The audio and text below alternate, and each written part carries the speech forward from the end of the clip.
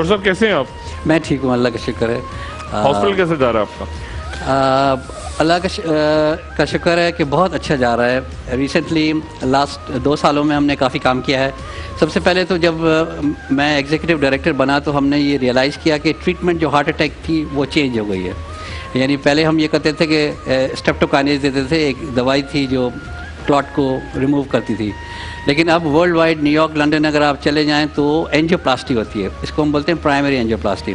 Patient heart attack के साथ आता है, इमीडिएटली उसको कैथ लैब ले जाते हैं और उसकी आर्टरी खोलते हैं, ये प्राइमरी कहलाती है। तो हमने आते ही पहला काम ये किया कि प्राइमरी एंजियोप्लास्टी शुरू कर दी NICVD में। ठीक है। अच्छा, अब हम जो हैं इस वक्त जो है वर्ल्ड लार्जेस्ट सेंटर है। मैं थोड़ा सा ज़रा लोग समझें, एक ज़रा बताइएगा कि हार्ट अटैक जो है साइलेंट खामोश हार्ट अटैक कितना होता है कि बंदा बिल्कुल नॉर्मल बैठा है, दर्द भी नहीं हो रहा और हार्ट अटैक हो रहा है, ऐसा भी होता है ना? जी। अच्छा, ये बड़ी दिलचस्प बात है जो यहाँ पे मैं अभी डॉक्टर साहब के साथ सवाल मैंने पूछा है कि हमारा ये ख्याल होता है कि हार्ट अटैक में हमेशा दर्द होता है, लेकिन साइलेंट खामोश हार्ट अटैक्स भी होते हैं। यानी आप बैठे हुए हैं और आपको पता ही नहीं चल रहा कि आपको हार्ट अटैक एक्चुअली उस वक्त हो रहा है। वो जी डॉक्टर साहब जरा बयान करें। मेरा ख्याल है कि तकरीबन 20% हार्ट अटैक साइलेंट होते हैं। 20%? जी, कितना बड़ा, पता ही नहीं चलता। और जब आते हैं डॉक्टर के पास तो डॉक्टर बताता है कि आपको तो हार्ट अटैक हुआ है। स्पेशली शुगर के पेशेंट्स में, शुगर का मरीज में साइलेंट हार्ट अटैक्स बहुत कॉमन है। अच्छा, क्या साइलेंट हार्ट अटैक में क्या होता है? यानी कोई ना कोई फीलिंग तो होती है? बिल्कुल, सांस का फूलना, सांस फूलना शुरू हो जाता है, स्वेटिंग होती है, ब्रीदिंग प्रॉब्लम होता है, पेन के अलावा नोजिया, वॉमिटिंग, ये भी एक निशानी हो सकती है। हाँ, स्पेशली जो एक किस्म का अटैक, यानी अचानक बैठे बैठे पसीना आने शुरू हो गया। एग्जैक्टली। और या सांस फूलना शुरू हो गया। राइट। तो आप जो है ना, पेन नहीं हो रहा, दर्द नहीं हो रहा, नहीं। अच्छा। या उल्टी, वॉमिटिंग शुरू हो गई, या नाज़िया, वॉमिटिंग, वो भी हार्ट अटैक की अलामत हो सकती हैं, इट्स पॉसिबल। अच्छा, ये जो चीजें हैं। और 20% यानी 100 में से 20 लोग ऐसे हैं जिनको दर्द नहीं होता। बहुत लार्ज नंबर। जी, बहुत बड़ी तादाद। जी, बहुत बड़ी तादाद ऐसी है। अच्छा, और दर्द अगर हुआ तो अगर दर्द होता है तो आपने क्लोजेस्ट अस्पताल में पहुंच जाना है।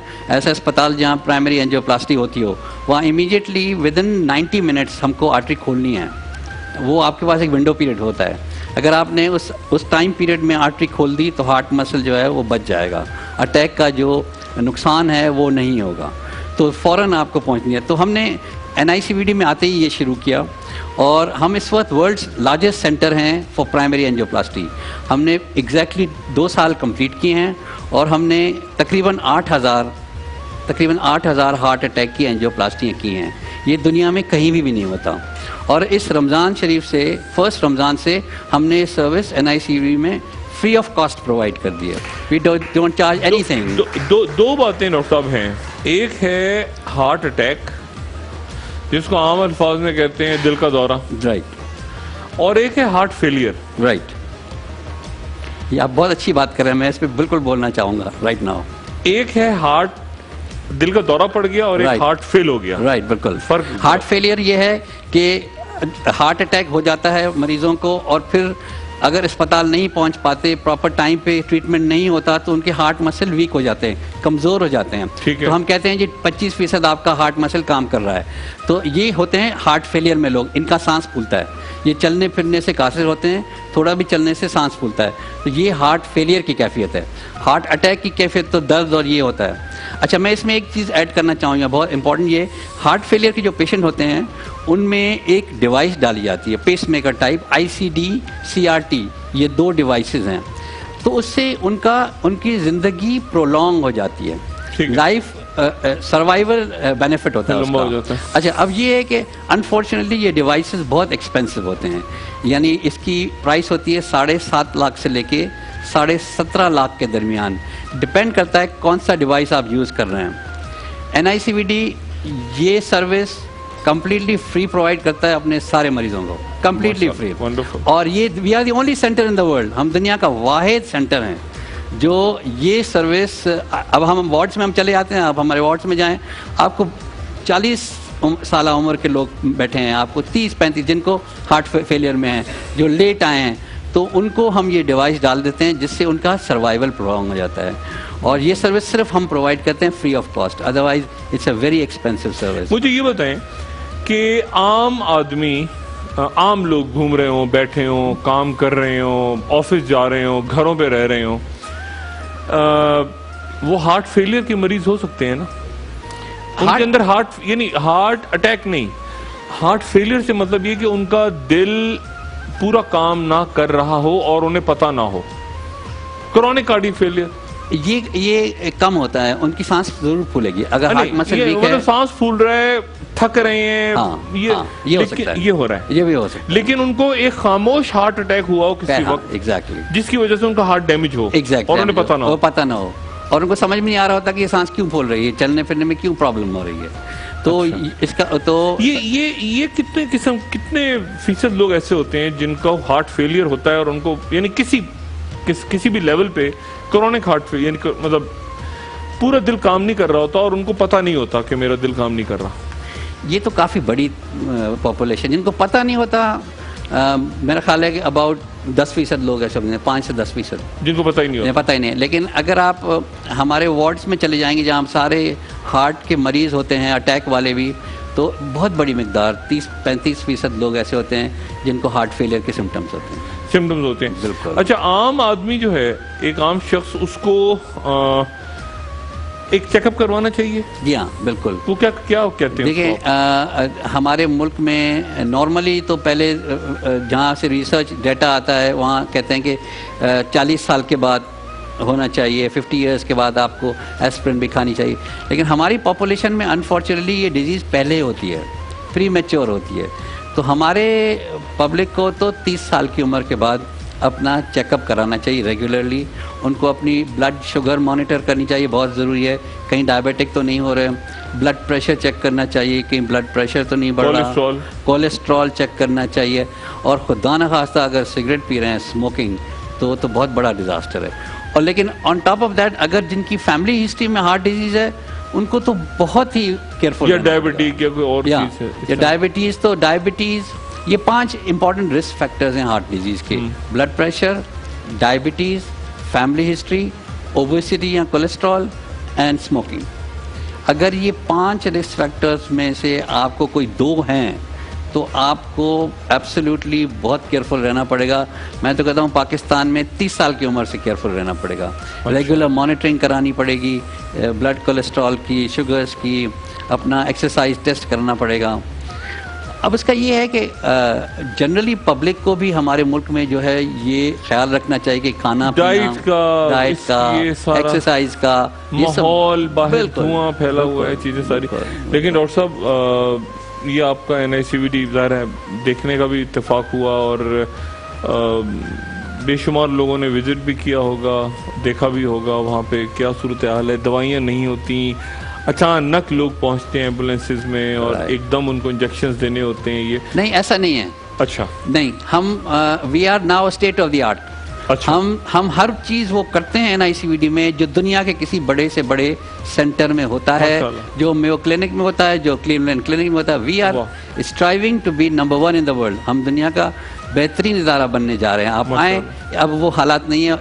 हमने इसके अलावा और भी काम किए हैं, तो आपको मैं बताता फिर चलूँ कि देखें, ये हार्ट अटैक का जो हमारा है, ये सिर्फ कराची के लोगों के लिए है ना कि 90 मिनट्स में पहुंचना है।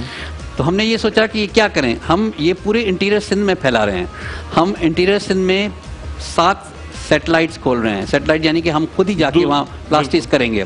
हमारा लाड़काना में पहला शुरू हो चुका है माशाअल्लाह। हम लाड़काना में भी यही सर्विस प्रोवाइड कर रहे हैं। इन दुआओं के साथ कि अल्लाह ताला बरकत दे आपके काम में और लोग मदद करें, क्योंकि ये वो अदारे हैं जो लोगों की मदद के बगैर चल नहीं सकते, और ये वो अदारे हैं जिसकी किसी भी वक्त किसी को भी जरूरत पड़ सकती है। डॉक्टर साहब, आपको बहुत शुक्रिया आपकी तशरीफ आवने का। ख़वातीन हज़रात, एक मेहमान का मैंने जिक्र किया था, एक हमारे खुसूसी मेहमान आज वक्फे के बाद शरीक होंगे महफिल में। डॉक्टर साहब, आपको बहुत शुक्रिया।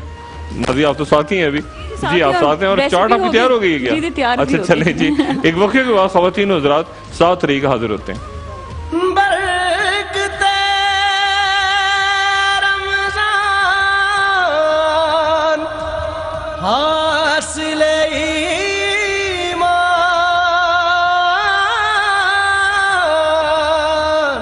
बरकते रमजान हासिले ईमान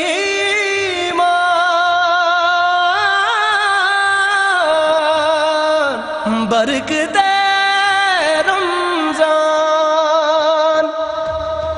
खुशामदीद एक बार फिर नाजरीन। और अब आगे शो को मैं लेकर चलूंगी। डॉक्टर साहब इंशाल्लाह आपको कल फिर ज्वाइन करेंगे। और मेरे साथ साथ दो बहुत अहम मेहमान मौजूद है। एहसानुल कलाम की जानिब की तरफ से ये दोनों मेहमान आए हैं और ये बताएंगे कि एहसानुल कलाम है क्या और डिजिटल कुरान है क्या, या किस तरह से इसको इस्तेमाल कर सकते हैं, किस तरह से आपके लिए ये बेइंतहा ये टीचर जो आपको कुरान मजीद कुरान पाक आपको पढ़ाएगा ये किस तरह पढ़ाता है, तो इसके हवाले से बात करेंगे। मेरे साथ जो मेहमान है मैं उनको पहले इंट्रोड्यूस करवा दूँ। हसीब इकबाल हमारे साथ हैं। अस्सलाम वालेकुम जी, क्या हाल है आपके, कैसे हैं? ठीक ठाक। साथ ही दानिश शबान भी मौजूद है। अस्सलाम वालेकुम जी, बहुत बहुत शुक्रिया आप दोनों का शो में तशरीफ लाने का। जब भी हम सेगमेंट करते हैं बच्चों का मेरा पहला रोज़ा, और मैं रोज़ा कुशाई के वक्त उनको आपकी तरफ से बहुत ही खूबसूरत इनाम जो दिया जाता है वो एहसानुल कलाम की जानिब से, और बच्चे हमें बता रहे होते हैं जी। मैं जब भी डिटेल एवरीडे देती हूँ ना एहसानुल कलाम के हवाले से, तो मुझे भी बताते कहते इस तरह इस्तेमाल होता है, हम ये जो है इसमें माइक भी मौजूद है, लेकिन हम ये चाहेंगे थोड़ी सी डिटेल आप भी हमें बताएं। वैसे तो बहुत लोग जानते हैं लेकिन फिर भी हम चाहेंगे कि आप हमें डिटेल ज़रूर बताएं। बहुत बहुत शुक्रिया। बिस्मिल्लाहिर्रहमानिर्रहीम। पहले तो मैं सबको अस्सलाम वालेकुम कहता हूँ। बहुत बहुत शुक्रिया मैं न्यूज़ वन का करना चाहूँगा और होस्ट का करना चाहूँगा कि उन्होंने मौका दिया कि हम एहसानुल कलाम की जो तालीमात हैं, और एहसानुल कलाम बेसिकली जो एक कुरान पाक है, डिजिटल इन्वेंशन है, उसको हम घर घर तक पहुँचा सकें, और इसका जो नूर है और इसकी जो ब्लेसिंग्स हैं वो हर इंसान तक पहुँचा सकें, जितने भी मुसलमान इस वक्त पाकिस्तान में और आउट ऑफ द वर्ल्ड हैं। अच्छा जी, मैं सबसे पहले आपको बताता चलूँ डिजिटल कुरान शरीफ है क्या। डिजिटल कुरान शरीफ बेसिकली एक इन्वेंशन है। कुरान शरीफ तो आप सबके अपने घरों में देखा होगा, सब परचेज़ करते हैं और सब अपनी ताकों पे रख के छोड़ देते हैं, कोई भी इसको उठा के पढ़ने की जहमत नहीं करता। तो डैनी टेक्नोलॉजीज़ ने ये सोचा, जो कि एक इलेक्ट्रॉनिक्स की मार्केट में बहुत बड़ा नाम है, 600 से ज़्यादा इसके प्रोडक्ट हैं, उन्होंने एक इन्वेंशन की, उन्होंने एक पेन ईजाद किया। वो पेन बेसिकली क्या था, वो पेन ये है कि इससे आप कुरान शरीफ पढ़ सकते हैं, सुन सकते हैं, समझ सकते हैं और हिफ्ज़ भी कर सकते हैं। इस पेन को आयत पे टच करने से, इस पेन को आयत पे रखने से वो आपको आयत पढ़ के सुनाएगा, जिससे आप उसको पढ़ सकते हैं। इस पेन को आप तर्जुमा भी इससे सुन सकते हैं, इवन आप इस पर तफसीर भी सुन सकते हैं, और तर्जुमा एक ज़बान में नहीं, 2 ज़बानों में नहीं, 12 ज़बानों में आप इसके तर्जुमा सुन सकते हैं। अल्हम्दुलिल्लाह 12 ज़बानों में इसके अंदर तफसीर मौजूद है कि आप इंग्लिश में सुनना चाहें, आप उर्दू में सुनना चाहें, पंजाबी में सुनना चाहें, सिंधी में सुनना चाहें, सब ज़बानों में इसके अंदर मौजूद है। देखिए, एक बहुत बड़ा अलमिया है कि हम अपने बच्चों को टैबलेट्स दिला देते हैं, मोबाइल दिलाते हैं, दुनिया की तमाम हम जो इन्वेंशंस होती हैं बच्चों तक पहुंचा देते हैं, जिनसे मेजॉरिटी उनका बिगाड़ हो रहा है। तो क्यों ना हम एक ऐसी चीज़ लोगों में पहुंचाएं, अपने बच्चों में पहुंचाएं, जिससे उनकी आखिरत भी संवरे और वो दुनिया में भी दीनी तालीम से भी वो बहुत ज़्यादा इससे आरास्ता हो सकें, और इवन उनकी तालीम और तरबियत, उनकी लाइफ बेटर हो जाए। तो इसको हमने बच्चों की निस्बत से भी इसके अंदर कुछ चीज़ें ऐसी डाली हैं जो उनके लिए बहुत ही फ़ायदेमंद है। जैसे इसके अंदर कार्ड्स हैं, बच्चों को इसमें वज़ू करने का तरीका सिखाया जाता है, नमाज़ पढ़ने का तरीका सिखाया जाता है, इवन उनको दुआएं सिखाई जाती हैं, कलमे सिखाए जाते हैं, मतलब A to Z ये उनके आप समझें कारी साहब हैं। नॉट इवन चिल्ड्रन, अगर आप बड़े को देखें, जैसे हमारे पास एग्जाम्पल है, एक 40 ईयर्स के मैन थे, उनको कुरान शरीफ पढ़ना नहीं आता था। अब वो बहुत मतलब हिचकिचाते थे कि वो अब मदरसे नहीं जा सकते, तो वो कुरान शरीफ कैसे पढ़ें। उनको एहसानुल कलाम दिया गया और अल्हम्दुलिल्लाह आज उन्होंने 13 पारे पढ़ लिए हैं और आगे पढ़ते जा रहे हैं। देखिए ना, बच्चे की परवरिश एक तो अच्छी हो रही है इससे, और दूसरा ये कि वो कलाम कुरान मजीद वो सीख भी रहे हैं कि अरबी में कैसे पढ़ना है और तर्जुमे और तफसीर भी जान। महफिल में आप सबको खुशामदीद। और एक बहुत पाकिस्तान का मैं कहूँगा कि फ़ख्र, एक शख्सियत को कुछ लोगों के लिए ये लफ्ज़ इस्तेमाल हो सकता है कि वो उन्होंने पाकिस्तान को इज़्ज़त दिलाई पूरी दुनिया में और पाकिस्तान का नाम ऊंचा किया। और अगर आप उनकी ज़िंदगी देखें तो एक और सबक भी मिलता है, और वो ये सबक मिलता है कि किस तरह से एक कदम आगे फिर 6 कदम, एक कदम पीछे 6 कदम आगे, फिर 6 कदम पीछे तो 15 कदम आगे, और फिर 15 कदम पीछे तो 40 कदम आगे जिंदगी में किस तरह बढ़ा जाता है। किसी तारुफ का नाम मुहताज नहीं है वो नाम। कितने लोग क्रिकेट देखते हैं टीवी पे, कितने लोग खेलते हैं। बहुत दिल की गहराइयों से महफिल में खुशामदीद कहता हूं फख्र पाकिस्तान यूनुस खान। हालिया दिनों में यूनुस रिटायर हुए दुनिया के हर मुल्क के खिलाफ यूनुस ने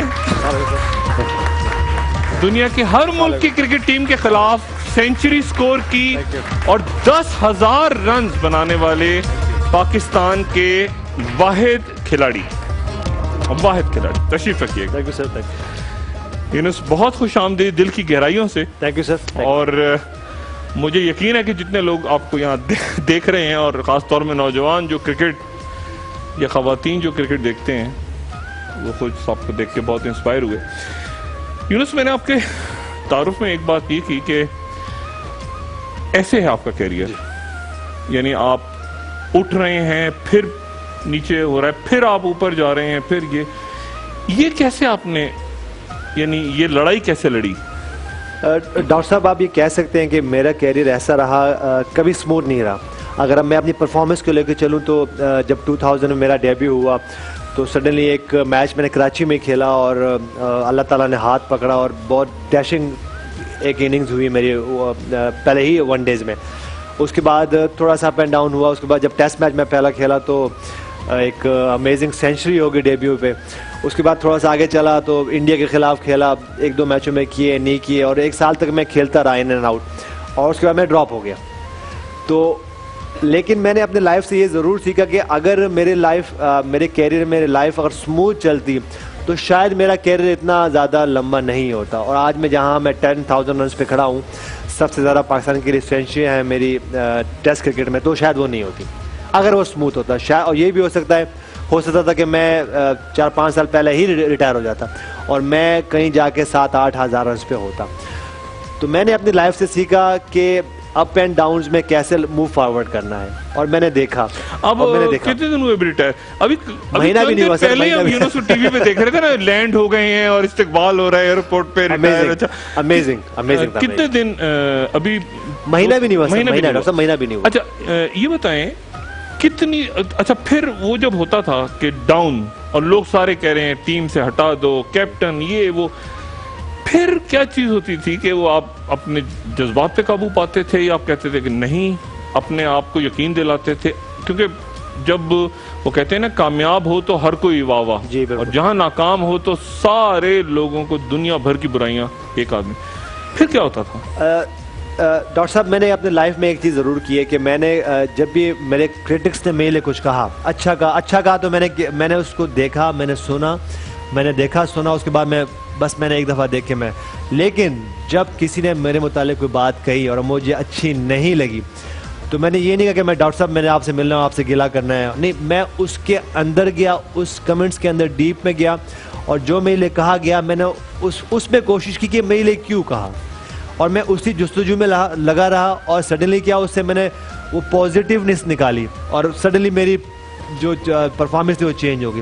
और मैंने सब यहाँ तक किया कि मैं आपको एक बड़ा ही अमेजिंग वाकया मैं शेयर करना चाहूँगा कि वर्ल्ड T20 2009 से पहले मेरे लिए एक आर्टिकल लिखा गया और मुझे कंपेयर उन्होंने किया कि ये इमरान खान की तरह नहीं है, ये इमरान खान नहीं है। अच्छा, अब ज़ाहिर बात है इमरान खान की तरह कौन हो सकता है इस पाकिस्तान में, जितनी अचीवमेंट है या जितनी उनका करैक्टर था या जितने उनकी फ़ैन फॉलोइंग हुई, तो कोई भी नहीं हो सकता मेरे ख्याल से। तो मेरे लिए वो कहा गया, वो मैंने आप यकीन करें वो पेपर मैं लेके चला, एक वाइट पेपर पे मैंने उसको लगाया और पूरी वर्ल्ड T20 में अपने सराहने में रखता था उसको। और मैं जिस दिन मैं जाता था ग्राउंड में प्रैक्टिस के लिए जाता था, मैं मैच के लिए खेलने के लिए जाता था, उनको उस हेडलाइन को मैं जरूर पढ़ता था कि ये इमरान खान की तरह नहीं है और ये पता नहीं क्या पोजिंग करता है और ये क्या है, कुछ भी नहीं है। और आप जीते वो, और हम जीत गए और आप जीते वो। अच्छा, मैंने उसको अपने ऊपर प्रेशर नहीं देखा कि मेरे कहा डॉक्टर साहब ने कहा तो मैं डॉक्टर साहब के पीछे पड़ गया हूँ, नहीं, मैंने उसमें से पॉजिटिवनेस निकाली और मैंने कहा नहीं, मैं आप करके दिखाऊंगा इंशाल्लाह, मैं अपनी परफॉर्मेंस भी करके दिखाऊंगा और पाकिस्तान टीम भी जीत के दिखाएगी, और वही हुआ। तो ये जो पॉजिटिवनेस होती है वो आप किसी चीज़ से भी निकाल सकते हो और किसी लम्हे से भी निकाल सकते हो, किसी छोटे बड़े से निकाल सकते हो। तो ये वो चीज़ थी जो मैंने अपने लाइफ में की। कितनी दफा कैप्टन बने टीम के? सर मैं कुछ 4-5 दफ़ा कैप्टन बना, 4-5 दफ़ा कैप्टनसी मैंने खुद छोड़ी और 4-5 दफ़ा उन्होंने भी निकाल दिया मुझे। नहीं तो यानी ये क्या मामला, यानी इतनी दफा कैप्टन बन के फिर कैप्टन नहीं है, फिर कैप्टन है, फिर कैप्टन नहीं है, ये कुछ अजीब सा, कुछ ज़हनी तौर पे नहीं अजीब लगता था कि यार एक दिन मैं कैप्टन हूँ, दूसरे दिन मैं जिसको कह रहा हूँ वो मुझे ऑर्डर कर रहा है, फिर मैं कैप्टन बन गया, फिर मैं, ये क्या होता रहा आपके साथ? सब कुछ हुआ इस तरह कि मैं जब कैप्टन बना, दो के मुझे 2003-4 में इंजमामुल हक के वाइस कैप्टन बना दिए गए और मैं ऑन एंड ऑफ मैं कैप्टनसी करता रहा। उसके बाद जहाँ इंजी भाई पे कोई बैन होता था या 1 फिट होते थे, मैं कैप्टनसी में करता था और बड़ा अच्छा, मैं क्योंकि इंजी भाई का अपना एक स्टाइल था, वो थोड़े से काम एंड कूल, और मैं जैसे ही कैप्टनसी मुझे मिलती थी तो मैं थोड़ा सा एज की वजह से मैं थोड़े से चेंजेस करता था, तो लोगों को अच्छा लगता था। लेकिन फिर सडनली इंजी भाई कैप्टन होते थे तो वो फिर वही स्लो ले बैक जो उनकी एक अप्रोच होती थी तो वैसे ही चलते था। तो मुझे लोगों ने अप्रिशिएट किया और कहा कि जी ये कैप्टन बनेंगे। लेकिन वही बात कि मेरी अपनी फॉर्म कभी होती थी कभी नहीं होती थी, तो इसलिए मैं ये समझता था कि जो भी कैप्टन हो इस पाकिस्तान टीम का उसकी फॉर्म सबसे अच्छी होनी चाहिए, उसका करैक्टर सबसे अच्छा होना चाहिए। तो मेरे साथ यही हो कि कभी कभी मेरी फॉर्म नहीं तो मुझे कैप्टन बना दिया गया, तो मैं कहता था जी मुझे कैप्टन नहीं होना चाहिए, शायद अफरीदी को कैप्टन होना चाहिए, शुएब अख्तर को कैप्टन होना चाहिए। तो इस तरह की बात मैं हमेशा करता था और इसलिए भी करता था कि मेरे ऊपर प्रेशर कम रहे और मैं क्रिकेट अपनी खेलता आप और शाहिद अफरीदी और इंजमा, ये आप एक टीम, यानी एक आपकी वो टीम है ना? सेम टाइम पे जब हम मोहम्मद यूसुफ, ठीक है, शाहिद अफरीदी, अब्दुल रज़ाक और इंजमामुल हक, ये एक ऐसा, एक और यूनुस खान, ये एक ऐसे एक टाइम पे हम आप कह सकते हैं कि खैर इंजमाम को, इंजी भाई को थोड़ा सा ऊपर लेंगे क्योंकि वो तो हमारे लेजेंड थे और हमसे काफ़ी सीनियर भी थे। लेकिन बाकी जो हम चारों पांचों थे, हम एक ही बैच के थे और हम क्रिकेट भी छोटी उम्र में एक साथ खेलते रहे। तो हम ये कह सकते हैं कि, और लेकिन वो मुझसे सीनियर थे और मैं जब उनकी तरफ देखता था तो वो मुझे लगता था कि वो चाहते भी हैं कि वो कैप्टन बने।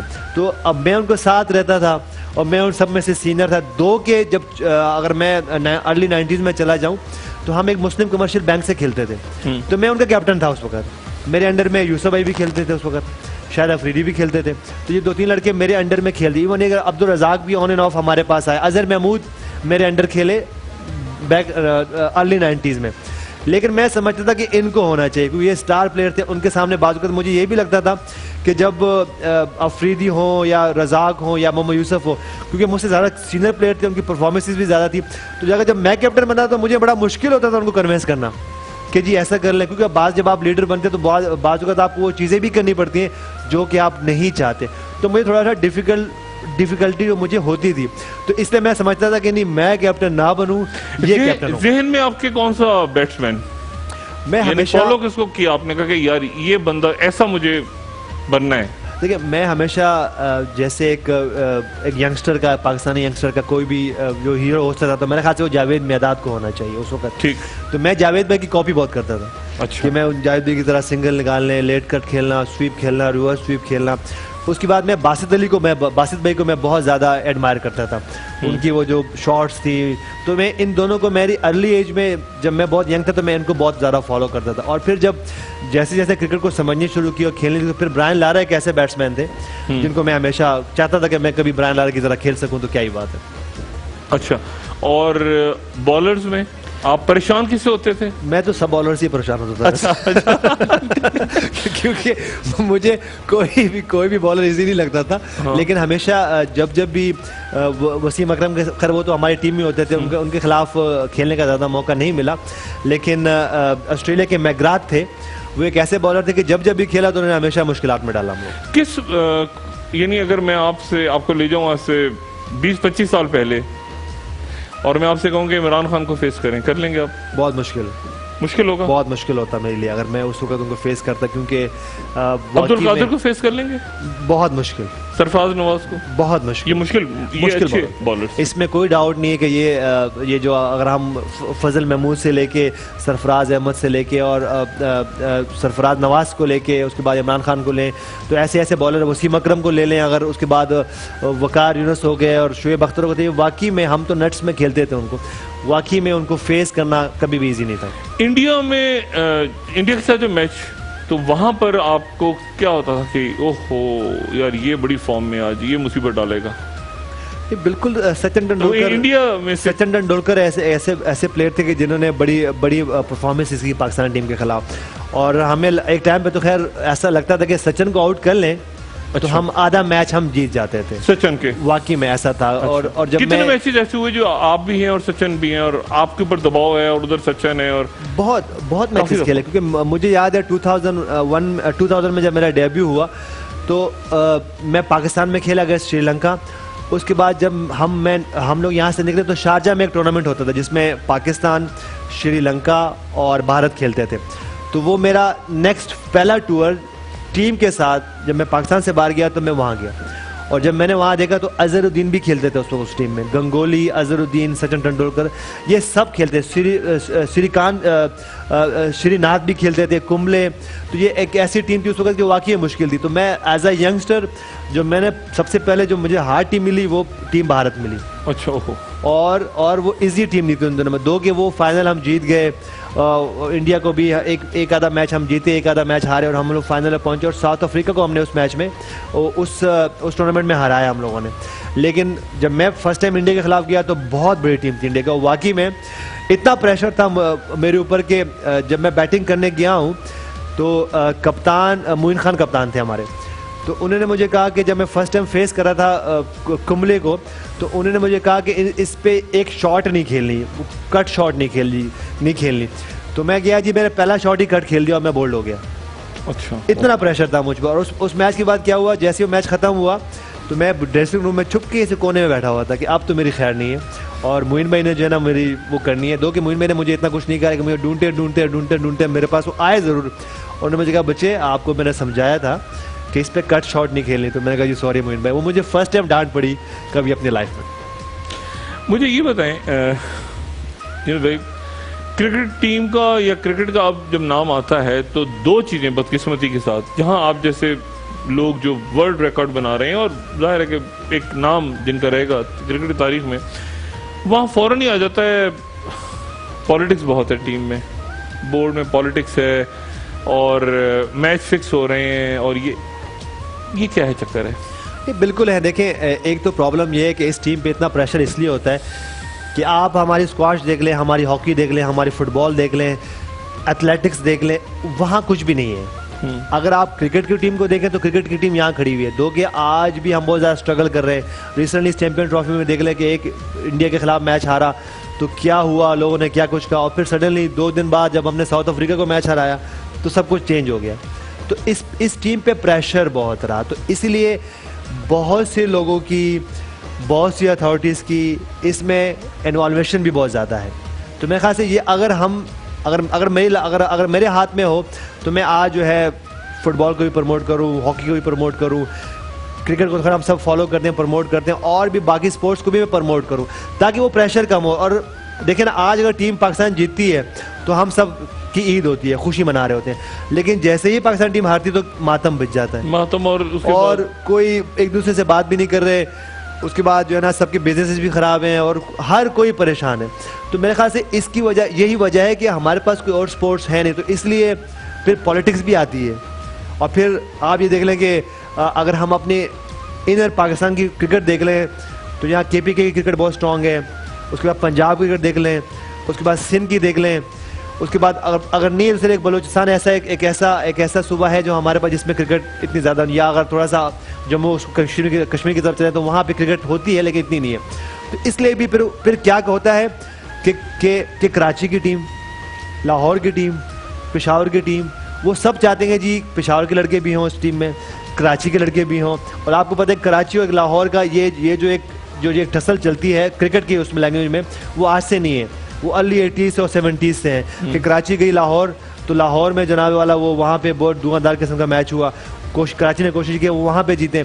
और जब लाहौर की टीम कराची आई तो, और इवन यहाँ तक भी होता रहा कि जब हम अंडर 19 के कैंप में आते थे तो कराची का ग्रुप एक तरफ बैठा होता था और लाहौर ग्रुप एक तरफ बैठा होता था। तो पंजाब का ग्रुप एक तरफ बैठा हुआ है और सिंध का ग्रुप जो है एक तरफ बैठा, क्योंकि एक टसल होती थी।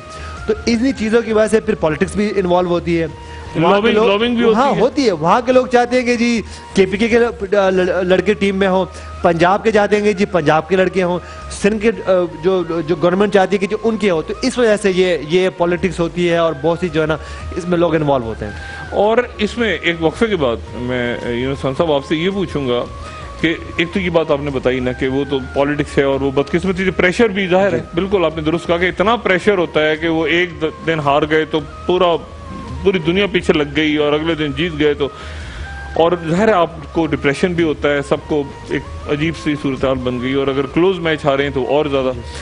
लेकिन उसके साथ साथ ये जो मैच फिक्सिंग है ये तो अलग कहानी है जी, ये बिल्कुल अलग कहानी है कि इसमें जी वो लड़के फंस गए, नहीं फंसे, लॉबिंग है, वो फलाने वेटर ने उसको अप्रोच किया, फलाना उसके पास किया, ये अलग एक दुनिया है गालिबन। और वो लोग कह रहे होते हैं यार मैच फिक्स था और नहीं होता कई दफ़ा, कई दफ़ा बाद में स्टोरियाँ आ जाती हैं कि वाकई वो एक चौका खेला था उस लड़के ने और वो उसे पैसे ले लिए थे और ये सारा। तो ये क्या मामला है, ये मैं आपसे एक वक्फे के बाद ख़वातीन और हज़रात, बड़ी हमारी इज्जत अफजाई यूनुस खान साहब ने की कि आज तशरीफ लाए हुए इस महफिल में, एक वक्फे के बाद दोबारा हाजिर होते हैं।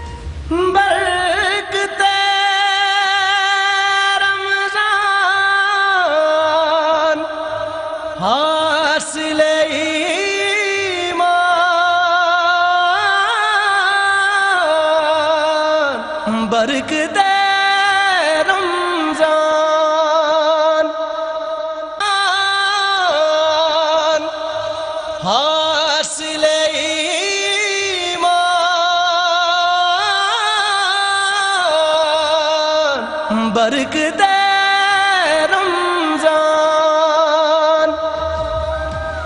जी नाज़रीन, एक बार फिर हम बरकत रमज़ान की इस खूबसूरत महफिल में आपके साथ मौजूद हैं और बच्चे भी मेरे साथ हैं मेरा पहला रोज़ा में।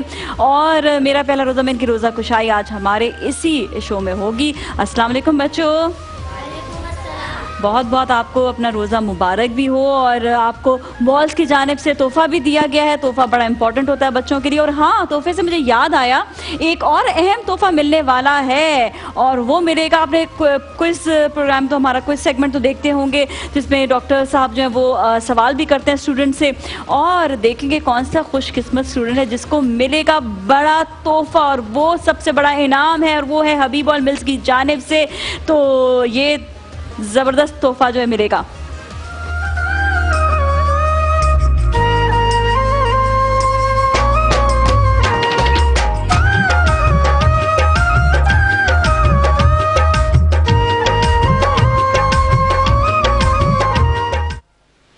जी ज़बरदस्त तोहफ़ा है ये। और साथ ही ये भी बताएं आपको कि हम अच्छी बातें ज़िंदगी में रोज़ रोज़ सीख रहे होते हैं और कोका कोला का भी एक बड़ा ज़बरदस्त इनिशिएटिव है अच्छी बातों में ही, और वो ये है अब्दुल सत्तार ईदी, बहुत बड़ा नाम, और ईदी सेंटर एक बहुत बड़ा ट्रस्ट जो अभी भी उनके बाद भी जो है ये जारी है इस वक्त। लेकिन कोका कोला का एक इक़दाम, एक बड़ा इक़दाम कि इनके फ़ंड्स को मज़ीद बढ़ाने के लिए आप कोक की बॉटल लेंगे, उसमें आपने जितने भी आप पैसे समझ सकते हैं आप उसमें ऐड करें, उसमें आप डालें और वो आप ईदी सेंटर तक पहुंचाएंगे। वहां से वो जाएंगे कोका कोला के इदारे में और वहां से वो डबल होकर फिर ईदी सेंटर आएंगे। तो आप ये देखें कि आपका भी इनिशिएटिव, आपका भी साथ में भरपूर काम ईदी सेंटर के लिए और साथ में कोका कोला का भी ये बहुत भरपूर इक़दाम। तो ये मिलजुल कर ये देखिए, ये अच्छी बातें होती हैं जो हमें एक दूसरे से शेयर करनी चाहिए। और मैंने आप तक ये बात पहुंचाई है, यहाँ पे बच्चे भी मौजूद हैं, बड़े भी हैं,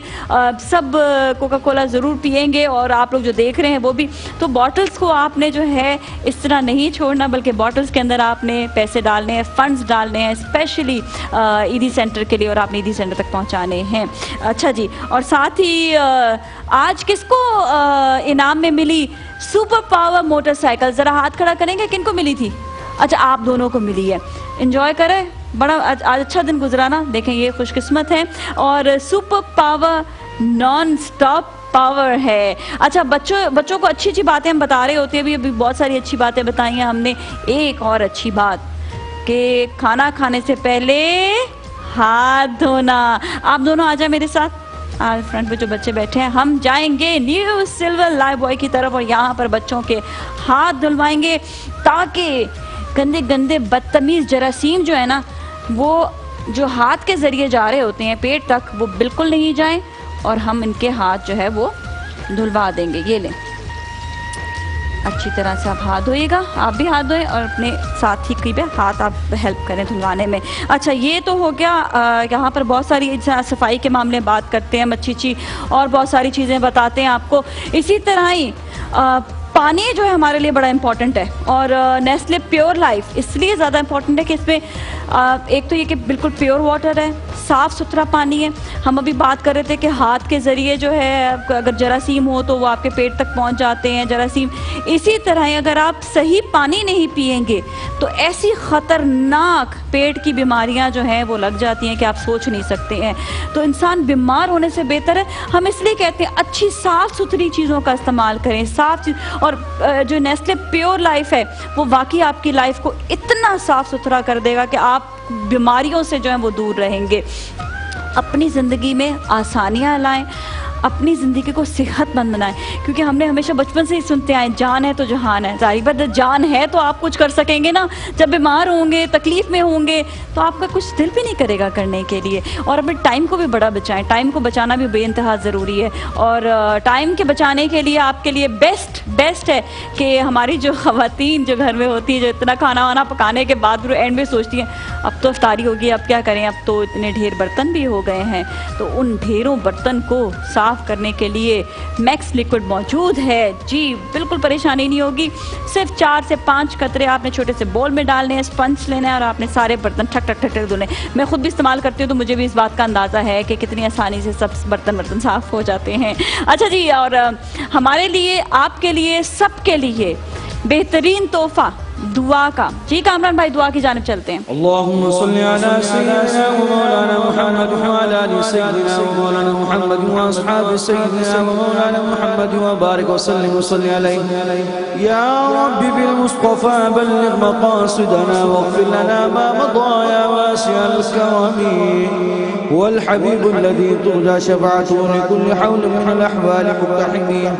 या बारी ताला जो कुछ तिलावत कलाम पाक रहमान पढ़ी गई अल्लाह पाक सब तेरी बारगाह पेश करते हैं, कबूल मंजूर अता फरमा। इस माह मुक़द्दस के सदक़े में या अल्लाह पाक हमारे तमाम सगीरा कबीरा गुनाहों को मुआफ़ अता फरमा और आइंदा गुनाहों से बचने की तौफ़ीक़ अता फरमा। 5 वक्ता बाजमात नमाज अदा करने की तौफ़ीक़ अता फरमा। इस माह मुक़द्दस में ज़्यादा से ज़्यादा नेक काम करने की तौफ़ीक़ अता फरमा। अल्लाह पाक अपने प्यारे हबीब अलैहिस्सलाम के सदक़े में इस माह मुक़द्दस के सदक़े में दुनिया में जहाँ जहाँ मुसलमान परेशान आ रहे सबकी परेशानी को दूर अता फरमा। दुनिया में जहाँ जहाँ बीमार हैं अल्लाह पाक बिलखुसूस कौसर वाजिब। कराची और उसके मज़ाफ़ात में अज़ान मग़रिब का वक्त हुआ चाहता है।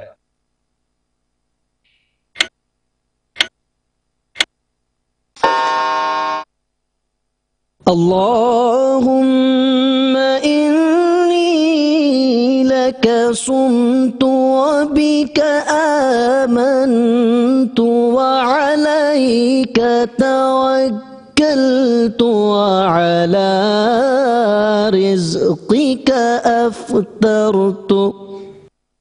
ऐ अल्लाह, मैंने तेरे लिए रोज़ा रखा, तुझी पर ईमान लाया, तुझी पर भरोसा किया और तेरे दिए हुए रिज़्क़ से इफ्तार किया।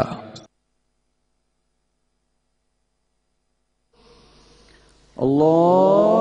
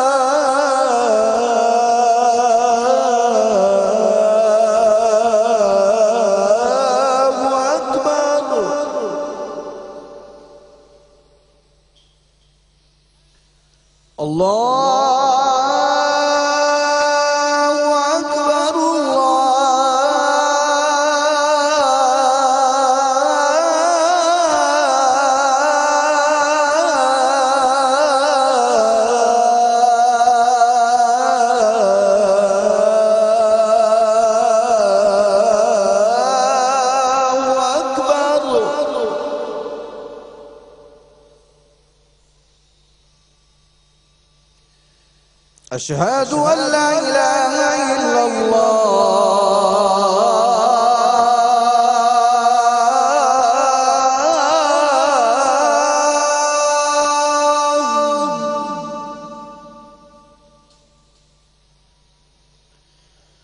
अशहदु अल्ला इलाहा इल्लल्लाह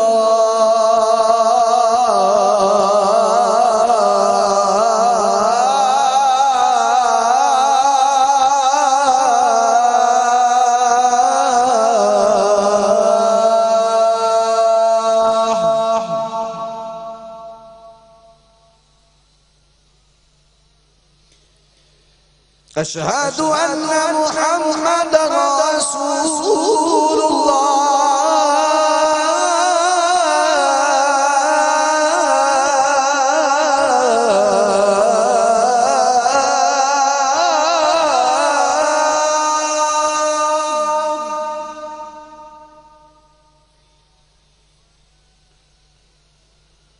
अशहदु अन्ना मुहम्मदन रसूलुल्लाह।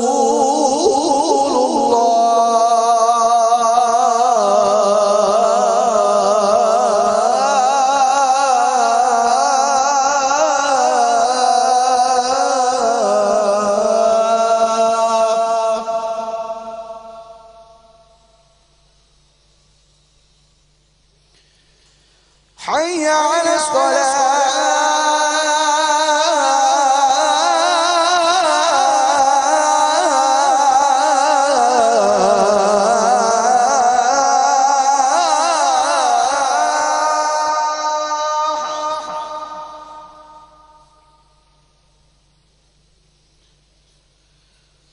حي على حي على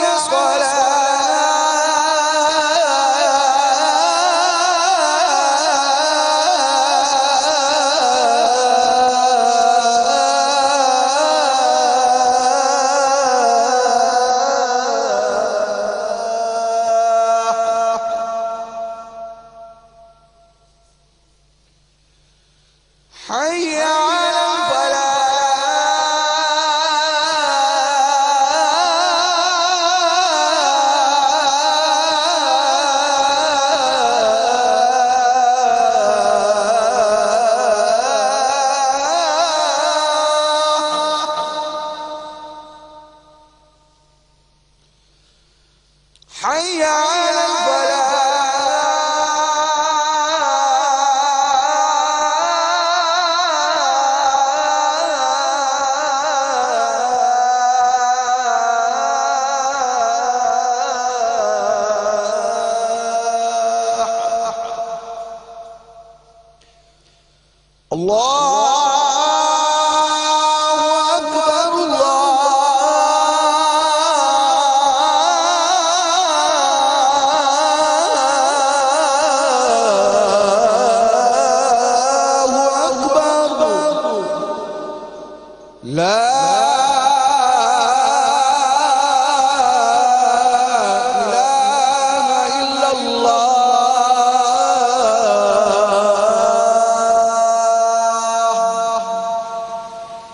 والسلام عليك يا سيدي يا رسول الله، الصلاة والسلام عليك يا سيدي يا حبيب الله، وعلى آلك وأصحابك يا سيدي يا نور الله، الصلاة والسلام عليك يا سيدي يا رحمة للعالمين. اللهم رب هذه الدعوة التامة والصلاة القائمة آت سيدنا محمد الوسيلة والفضيلة والدرجة الرفيعة وابعثه مقاما محمودا الذي وعدته وارزقنا شفاعته يوم القيامة إنك لا تخلف الميعاد. وصلى الله تعالى على حبيبنا محمد وعلى آله وأصحابه أجمعين برحمتك يا أرحم الراحمين. जी नाज़रीन, और बस अब मैं इंतज़ार कर रही हूँ तरंग से बनी चाय का। आप भी ज़रूर पीजिए क्योंकि आपके एकदम से जो है वो आपको एनर्जी भी देगा, आप इंजॉय भी करेंगे आफ्टर इफ्तार तरंग से बनी चाय। इसके साथ ही कल फिर आपसे मुलाकात होगी दोपहर 2 बजे। आप देखिए अभी तफसीर कुरान।